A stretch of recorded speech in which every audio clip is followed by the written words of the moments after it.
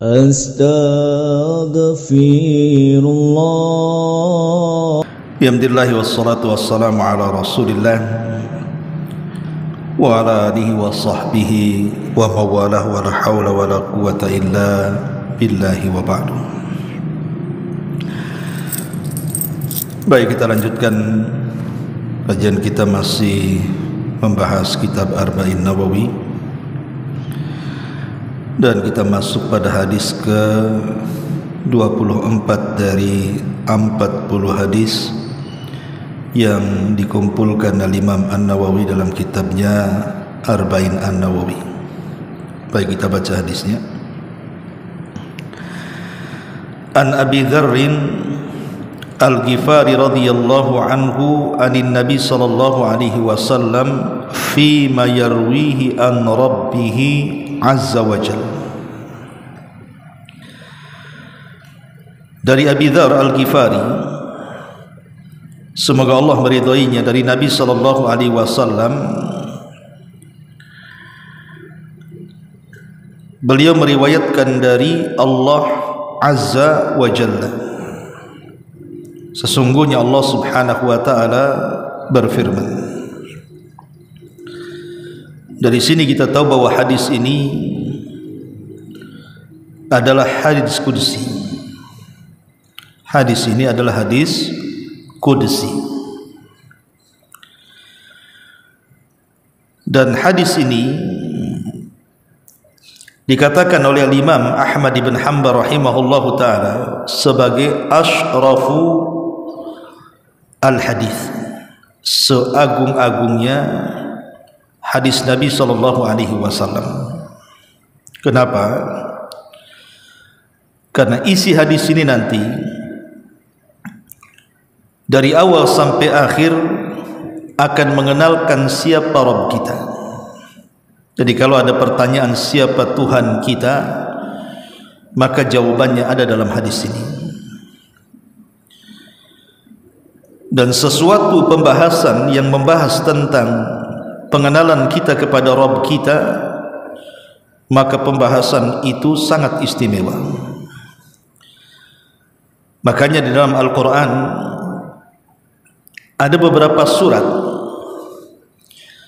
yang isinya hanya menceritakan tentang Rabb kita. Contohnya surah Al-Ikhlas atau ayat kursi. Maka keduanya adalah surat termulia dan ayat termulia, karena baik surah Al-Ikhlas ataupun ayat kursi berbicara tentang jawaban dari pertanyaan siapa Tuhan kita. Maka di situ dijelaskan dalam surah Al-Ikhlas dan juga dalam ayat kursi. Lah begitu juga dalam hadis ini. Hadis ini menjawab setiap pertanyaan yang bertanya siapa Rabb kita.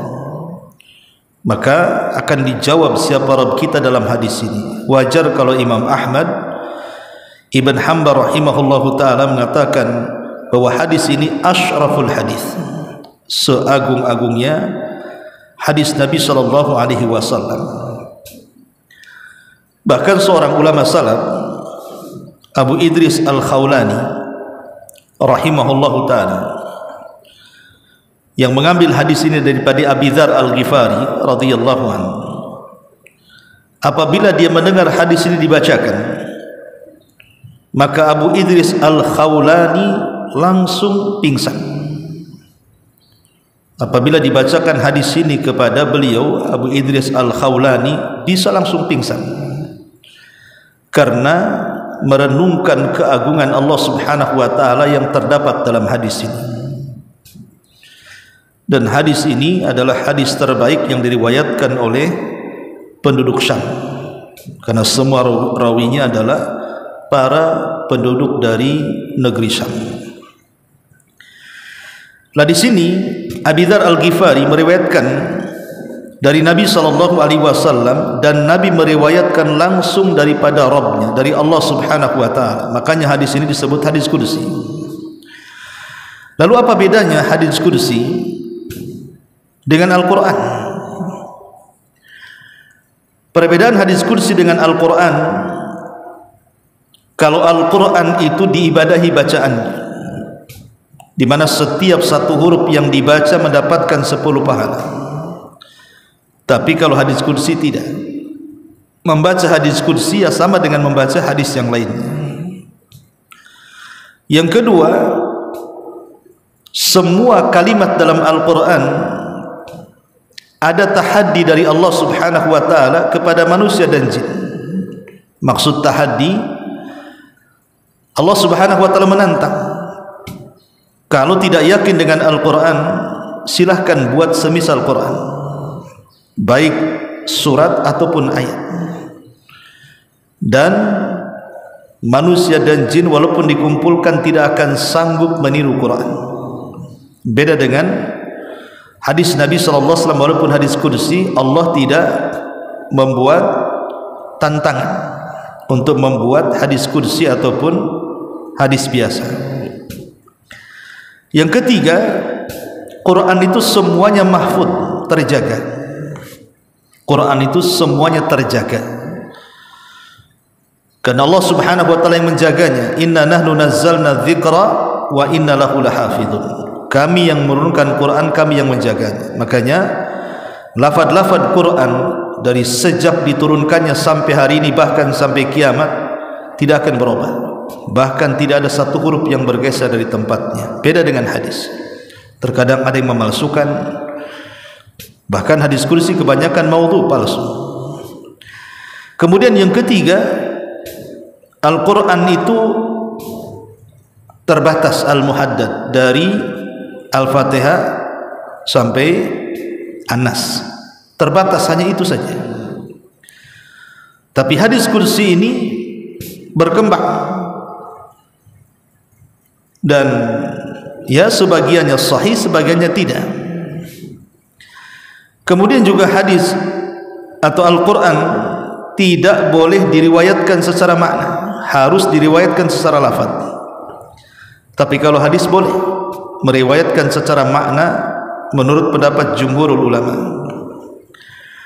Kemudian juga Al-Quran dibaca dalam solat, tetapi hadis kursi tidak boleh dibaca dalam solat. Kemudian Al-Quran dibaca menurut sebagian para ulama dalam kondisi suci, sementara hadis kursi tidak. Kemudian Al-Quran tidak boleh dibaca bagi orang yang junub, maksudnya memegang mushaf, kecuali dari hafalannya. Tapi kalau hadis kursi tidak. Kemudian Al-Quran semuanya mutawatir, tidak diragukan isinya. Tapi hadis kursi ada penelitian, bisa sahih, bisa hasan, bisa dhaif, bisa juga palsu. Dan banyak lagi perbedaan hadis kursi dengan Al-Quran. Di antaranya kalau Al-Quran itu riwayatnya baik lafaz ataupun makna tidak boleh dirubah. Tapi kalau hadis kursi itu maknanya dari Allah Subhanahu wa ta'ala dan lafaznya dari Nabi sallallahu alaihi wa ala alihi wasallam. Baik, kemudian di sini Allah Subhanahu wa ta'ala berfirman, ya ibadi inni haramtu dzulma ala nafsi wa ja'altuhu bainakum muharraman fala tadhalamu. Ya ibadi, wahai hamba-hambaku, menunjukkan kasih sayang Allah kepada kita dengan memanggil hambanya. Dan Allah menyebut 11 kali kalimat ya ibadi dalam hadis ini, menunjukkan kasih sayang Allah kepada kita dengan memanggil ya ibadi, wahai hamba-hambaku. Inni haramtu zulma, sesungguhnya aku haramkan kezaliman, ala nafsi, atas diriku. Wa ja'altuhu muharraman bainakum, dan kujadikan kezaliman haram di antara kalian. Fala tadhalam, maka jangan kalian saling berbuat zalim. Manusia terkadang di pihak yang berbuat zalim dan terkadang di pihak orang yang dizalimi.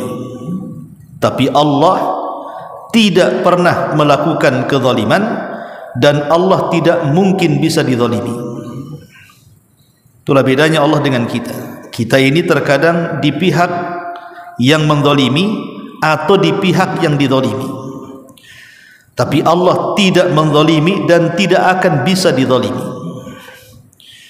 Karena Allah Subhanahu wa taala zat yang mencintai keadilan dan tidak suka dengan kezaliman. Makanya Allah mengatakan, aku haramkan kezaliman kepada diriku, dan aku pun jadikan bagi kalian haram melakukan kezaliman. Maka jangan berlaku zalim. Maka kezaliman itu sangat diharamkan dalam Islam, hatta berbuat zalim kepada orang kafir sekalipun.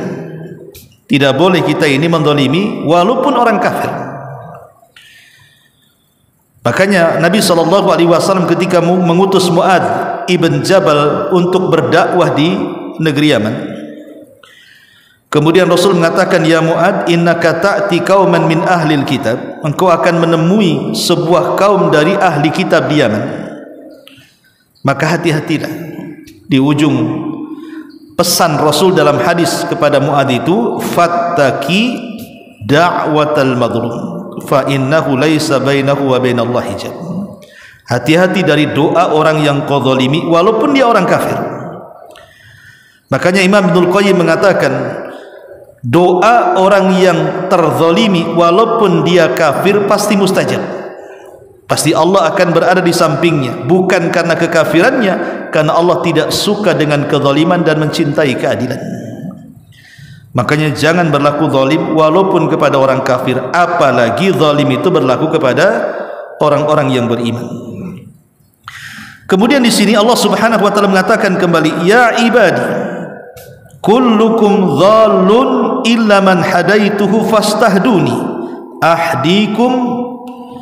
Wahai hamba-hambaku, kalian semua tersesat kecuali orang yang kuberikan hidayah kepadanya, maka mintalah hidayah kepadaku, aku akan berikan hidayah kepada kalian.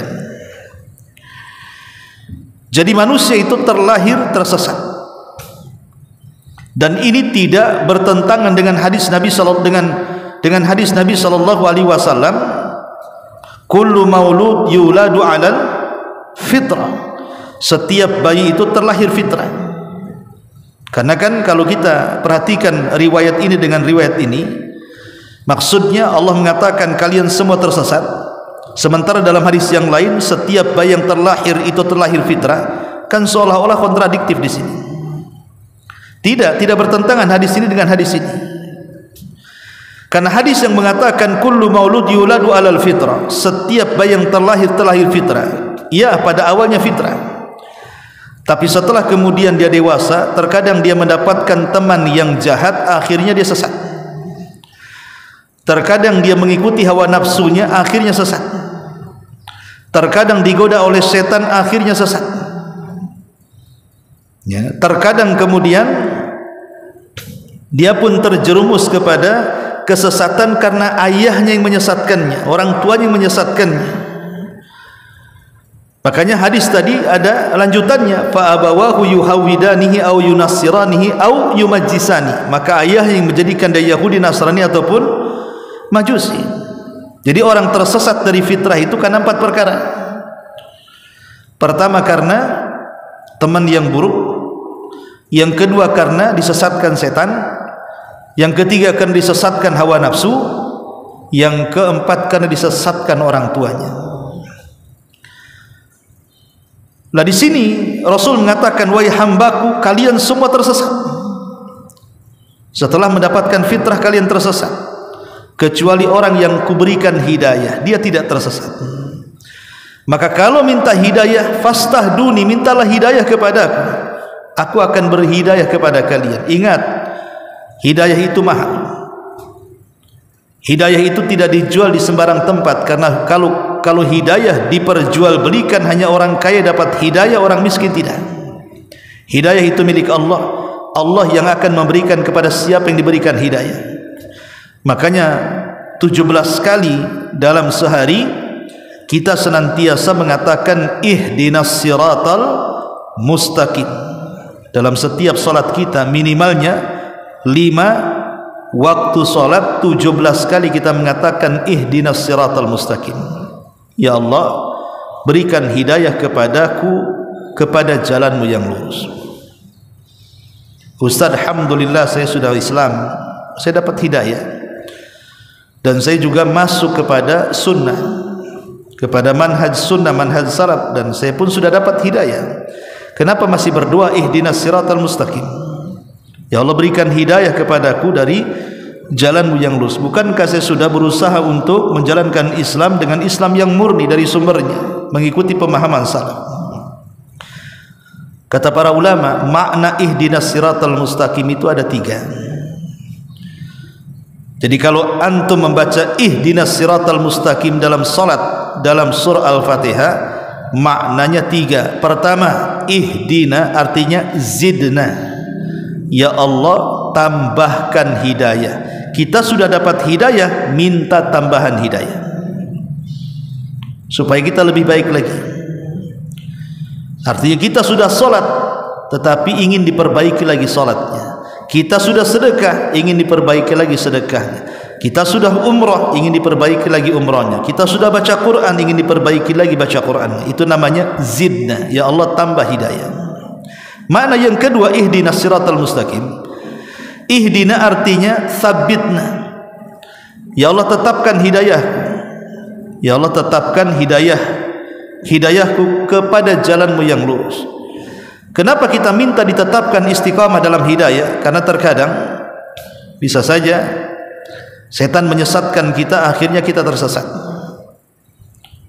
Kemudian hawa nafsu kita menyesatkan kita, akhirnya kita tersesat. Atau orang tua kita memberikan syubhat, akhirnya kita tersesat. Atau teman kita yang buruk menyesatkan kita, akhirnya kita tersesat.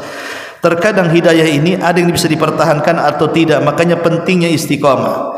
Jadi kalimat ihdina artinya sabitna. Ya Allah, tetapkan kami dalam hidayah kepadamu. Dan makna yang ketiga maksudnya ihdina, ya Allah, berikan hidayah kepadaku. Maksudnya hidayah yang akan datang. Hidayah yang akan datang. Alhamdulillah, hari ini kita dapat hidayah, kita masih bisa sholat, puasa, zakat, dan yang lainnya. Belum tentu nanti di akhir hidup kita ini masih tetap di atas hidayah. Jadi hidayah untuk masa depan supaya kita meninggal husnul khatimah. Makanya di sini Nabi SAW dalam hadis qudsi Allah berfirman, fastahduni ahdikum. Maka mintalah hidayah kepadaku, aku akan beri hidayah kepada kalian.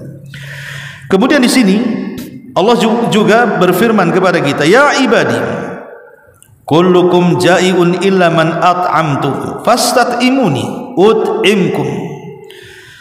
Wahai hamba-hambaku, kalian semua lapar kecuali orang yang kuberi makan, maka mintalah makan kepadaku, kuberi makan kepada kalian. Apa maksudnya? Kita ini terlahir lapar. Yang ngasih makan kita siapa? Allah. Lewat siapa? Lewat ibu kita dengan air susunya.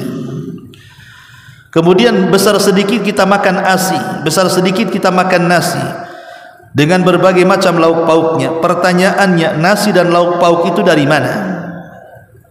Dari sawah, dari ladang, dari hutan. Pertanyaannya, siapa yang menumbuhkannya? Siapa yang menumbuhkannya? Afara'aitum tahrusun? Apakah bagaimana pendapat kalian tentang kalian menanam itu? Aantum tazra'una am nahnu zari'un? Apakah kalian yang menumbuhkan tanaman itu? Apakah aku yang menumbuhkan? Kata Allah. Manusia itu hanya bisa menanam biji, tetapi yang menumbuhkan siapa? Allah. Manusia itu hanya tawakal ketika seseorang kemudian menanam padi. Siapa yang menumbuhkan padi itu? Allah.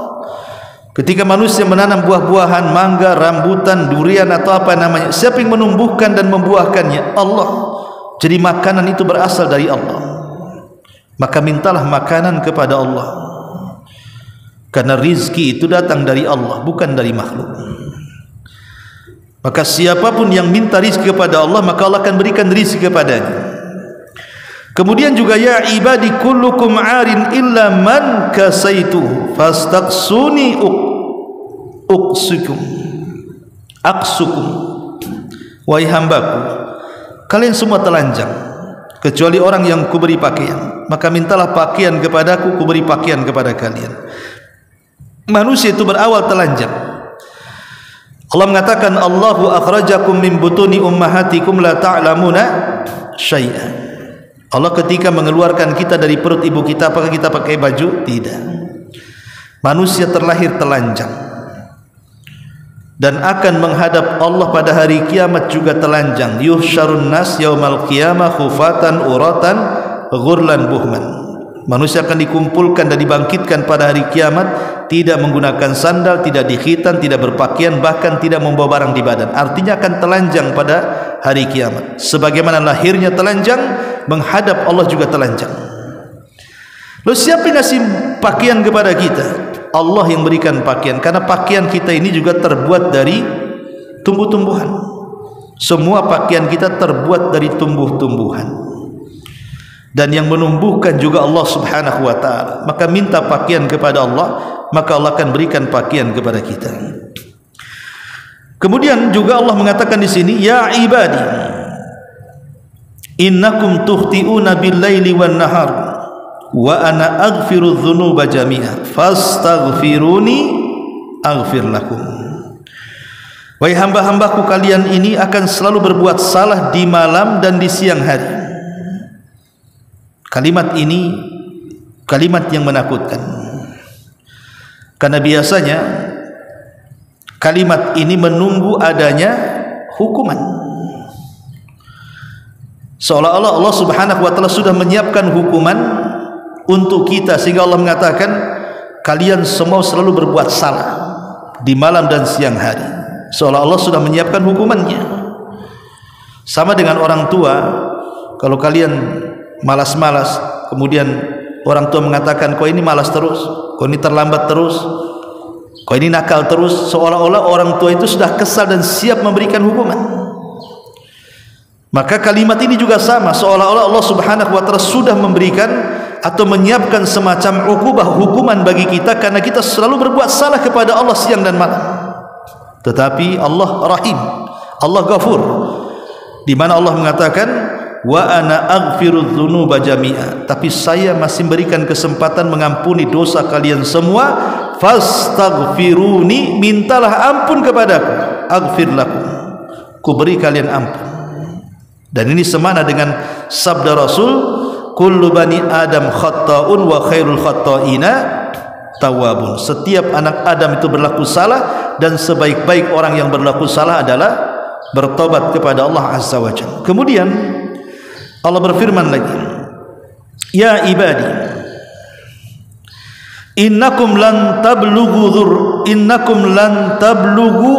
dharri fatadurruni wa lan tablughu naf'i fatanfa'uni. Wahai hambaku, sesungguhnya kalian tidak akan dapat membinasakan aku, dan kalian tidak akan dapat memberikan manfaat kepadaku. Ingat, Allah itu la tadurru ma'siyatun wa la tanfa'uhu naf'atun. Allah itu tidak akan termadaratkan oleh orang-orang yang berbuat madarat, dan Allah tidak akan mendapatkan manfaat oleh orang-orang yang berbuat manfaat.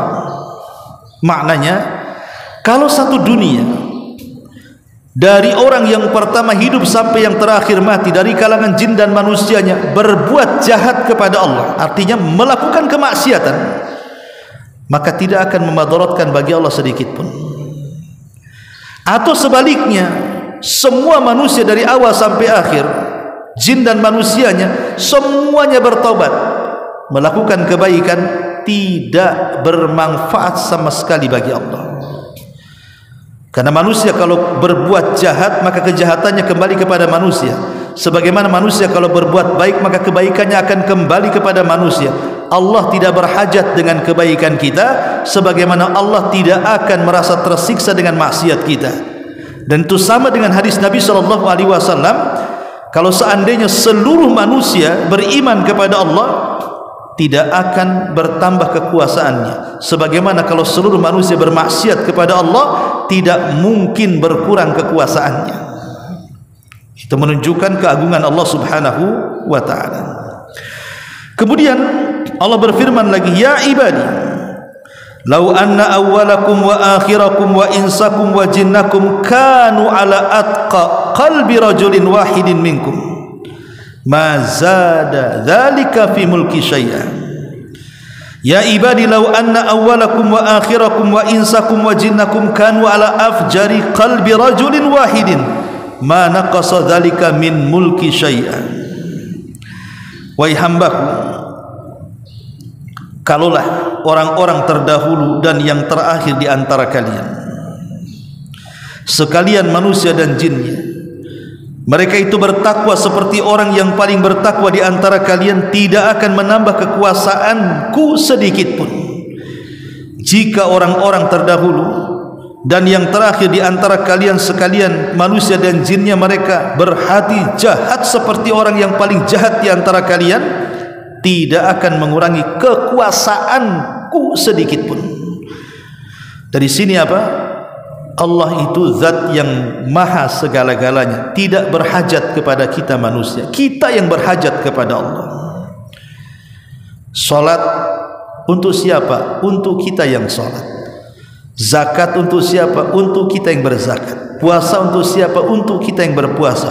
Allah tidak berhajat dengan salat kita, zakat kita, puasa kita, baca Quran. Tidak, itu kembali kepada kita yang beribadah. Maka jangan berfikir bahwa Allah berhajat dengan kita, kita yang berhajat dengan Allah Subhanahu wa ta'ala. Kemudian Nabi SAW mengatakan, Allah berfirman, ya ibadi, wahai hambaku, lau anna awwalakum wa akhirakum wa insakum wa jinnakum qamu fi sa'idin wahidin fasa'aluni fa'ataitu kulla insanin mas'alatahu ma naqasa dhalika mimma indi ila kama yanqusul mihyat idza udkhilal bahr. Wahai hambaku, jika orang yang terdahulu dan yang terakhir di antara kalian, manusia dan jinnya yang tinggal di bumi ini, semuanya meminta permintaannya kepadaku, lalu aku penuhi seluruh permintaan mereka, tidaklah hal itu mengurangi apa yang ada pada diriku, kecuali sebagaimana sebatang jarum yang dicelupkan ke dalam air lautan. Jadi kalau jarum kita bawa ke air lautan, kemudian dicelupkan, kemudian diangkat, tentu di ujung jarum ada satu tetes. Satu tetes inilah di ujung jarum cukup untuk memberikan seluruh permintaan semua manusia dari awal sampai akhir, semua jin dari awal sampai akhir. Satu tetes cukup diberikan kepada mereka. Dan lautan yang luas yang tidak bertepi itu seolah-olah itulah kekayaan Allah yang tidak akan ada habisnya. Lalu kenapa manusia mengejar yang setetes, meninggalkan yang luas tak bertepi? Itulah kadang-kadang manusia, mereka hanya mengejar dunia dan lupa akhirat, mengejar yang setetes, melupakan yang luasnya tidak bertepi. Jahilnya manusia. Padahal manusia walaupun satu dunia meminta kepada Allah, Allah memberi itu hanya satu tetes, cukup bagi mereka. Dari satu tetes ini banyak jadi orang kaya, dari satu tetes ini banyak jadi orang cerdas, dari satu tetes ini banyak menjadi orang para penemu, profesor dan yang lainnya. Hanya satu tetes saja. Tapi lautan itulah kekayaan Allah yang sebenarnya. Jangan mengejar yang satu tetes dan meninggalkan yang luas tak bertepi itu. Kemudian terakhir Allah berfirman dalam hadis ini, ya ibadi, innama hiya a'malukum uhsiha lakum thumma uwaffikum iyyaha faman wajada khairan falyahmadillah wa man wajada ghaira dzalika fala yalumanna illa nafsahu, rawahu Muslim. Wahai hambaku, sesungguhnya inilah amalan perbuatan kalian, aku catat semuanya untuk kalian, kemudian aku akan balas. Maka barang siapa yang mendapatkan kebaikan hendaklah bersyukur kepada Allah, dan barang siapa yang mendapatkan selain itu maka janganlah kalian menyalahkan kecuali diri kalian. Artinya, ma yalfidhu min qaulin illa ladaihi raqibun atid. Tidak ada satupun lafaz yang terkeluar dari lisan kita kecuali semua dicatat oleh raqib dan atid, dan malaikat-malaikat pencatat yang lainnya. Karena malaikat yang mencatat amal kita itu 4: raqib, atid, dan malaikat hafadh. Malaikat yang mencatat amal kita di siang dan di malam hari. Semua tercatat, yang kecil, yang besar, yang tersembunyi, yang tampak, semua akan tercatat. Dan ucapan manusia terbagi menjadi 3. Ada ucapan yang semuanya pahala, ada ucapan yang semuanya dosa, ada ucapan yang tidak berpahala dan dosa alias mubah. Tapi yang dihisab adalah 2, yang semuanya dosa atau semuanya pahala. Tapi semuanya dicatat oleh Allah Subhanahu wa taala lewat tangan para malaikat, sehingga tidak ada satupun yang luput bagi Allah Subhanahu wa taala, karena sudah ada catatannya semua. Manusia tidak akan mengelak di hadapan Allah Subhanahu wa taala dengan catatan yang dicatat para malaikat seumur kita hidup di dunia, sejak lahir sampai kita mati. Dan semuanya akan dipertanggungjawabkan di hadapan Allah.